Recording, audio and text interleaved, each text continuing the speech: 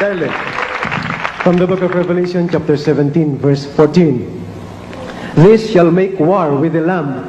and They the shall make war with the Lamb. Basahin mo naman, ang Papa sa Roma ay makipaggira kay Kristo. Basahin mo mismo, minumahal. Ang hayop na tinutukoy po ay Papa sa Roma, ang hayop ang tawag sa Papa sa Roma ay hayop. Talagang hayop ang ugali. Magkahayop, monster.